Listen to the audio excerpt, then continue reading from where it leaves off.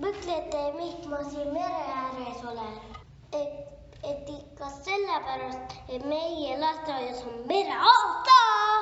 Aga mitte sellest ei tahtnud ma teile täna rääkida. Täna räägime hoopis oma sõpradest Vandersellidest. Nad on nii ägedad. Saage tuttavaks tema on Adele. Adele on väga nutikas ja ta oskab väga lugeda. Näed, Loore on ka juba siin. Ta käib balletitrennis ja on väga sportlik. Ja Marta ja Jussike teevad jälle mingi nalja. Näed, Miusul on täna nii ilus pluus seljas ja Ravelal on nii vahva kleit. Sandra võib-olla jälle midagi põnevat. Marvin ja Johan ja Sannu eedavad jälle mingit ägedat ponni. See on nüüd Elemik. Elinale meeldivad tehted. Ta on täpselt nagu printsess.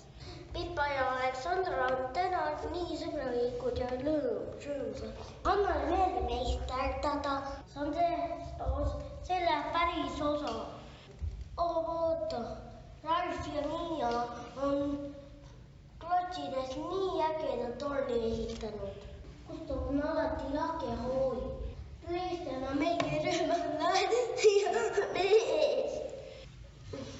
Kristofferiga teeme alati põnevaid krutskeid.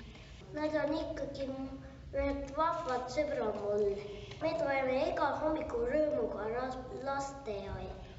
Et koos sõpradega vägev ja naljaga päev veeta. Ja naljas on meil alati palju. Me oleme kõik kõige paremad sõbrad.